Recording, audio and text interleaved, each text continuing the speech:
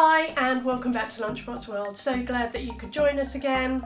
Today we're back on the fakeaway takeaway series, so check out the links here to see the other fakeaway ideas that we've done. Basically, so many of us are staying at home or takeaways are shut, so why not do it at home? I'm really missing Greece right now, so today I wanted to show you how easy it is to make meatballs, flatbreads, so really quick and easy. These are all from my Greek friend Messini, so all authentic. So let's get straight to it and let's show you how really quick and easy these are, and you could always have these in a lunchbox the next day. Okay, for this recipe we need some mince, breadcrumbs, an egg, salt, pepper, and about a teaspoon of oregano. I normally put in about that much. And then we mix it all up with a fork, but first off we're going to just chop up the onion. Okay, so let's just quickly chop up the onion. You can see I treated myself to a new knife. If you've been watching some of the original videos, it wasn't until I was editing I realised, oh my gosh, that knife looks really blunt, because I was just sawing back and forth. Can't even remember what I was chopping up now, but oh, lemons, that's right. Homemade lemonade. So this is my new knife. So it's super sharp, so just if you have got sharp knives, just be careful. Anyway, so we're going to just chop this up. I like to chop it really finely because no one wants big bits in meatballs. You want it to kind of be all blended in really, and then the other half.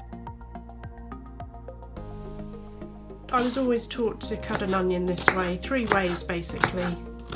This is many moons ago when I did a cordon bleu cookery course, evening classes. It was amazing. I must pull out some of the old recipes and do them again. It's such fun. Right, so let's just chop all this up tiny.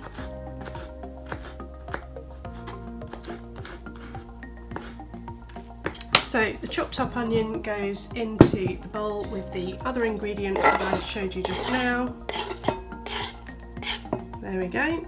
And then we're going to mix it up with a fork. You could probably do this in the mixer, I just like to do it by hand. So check out the description box for the full details. But yeah, you just keep mixing it up until it's all really nicely blended in. And that's basically it for the meatballs. I use the same recipe actually for beef burgers as well. Okay, so we're going to make these into little balls. But before we do that, I'm just going to chop up the potato into wedges. So I'm just going to put this aside for now, and then we're going to get all the potatoes ready, because these will sit on the bed of potato wedges. It'll all become clear in a minute. Each potato we're going to just cut into wedges like this. Doesn't have to be perfect. And then we're going to pop them into the roasting tin. I'm going to drizzle this with olive oil at the bottom, and then just start chucking them in as we slice them up.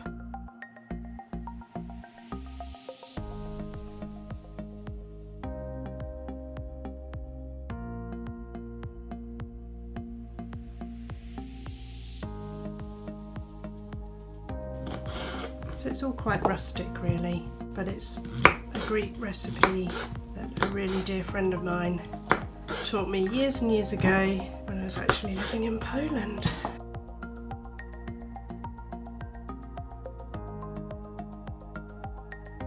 Try and make them even sized, like this one is probably a little bit too big. So I do normally try and carefully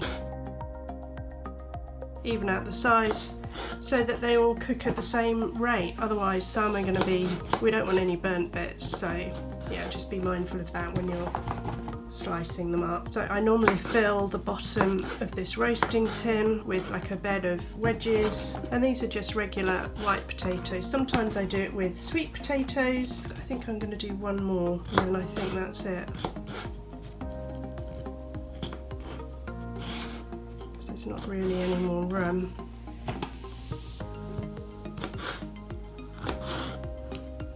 go.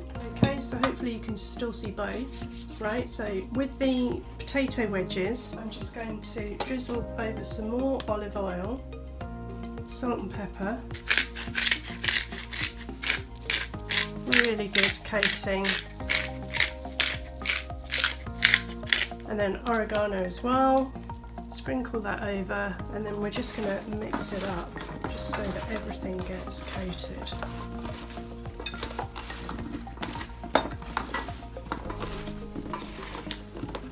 There we go. And then just lay it all out again, just make sure that it's all fairly evenly spread out, and you can see everything's got a nice coating. And so now we're going back to our meatballs, and we just literally have to get our hands in and make little meatballs, basically. Little rounds. So I don't know. I'm making them kind of like golf ball size, maybe. And they just literally nestle on top of the potato wedges. What I love about this recipe is you literally get it all together, shove it in the oven, 200 degrees, fan, for about an hour, and that's it. Meanwhile, you can then get other little bits and bobs you want, whether you want a Greek salad on the side, because remember this is the Greek takeaway idea, or you know, tzatziki. So you can see I'm running out of room. So you keep making them into little round balls.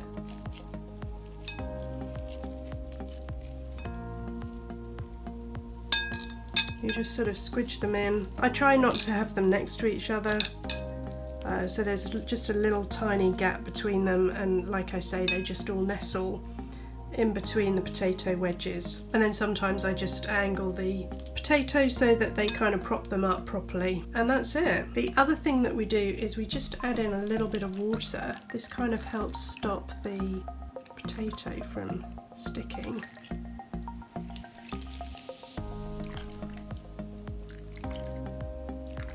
So it's kind of a good ½ centimetre of water.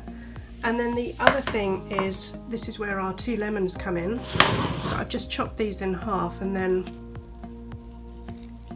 using a fork is a really good way of getting all the lemon juice out. And this makes the really nice lemony sauce, which I just love.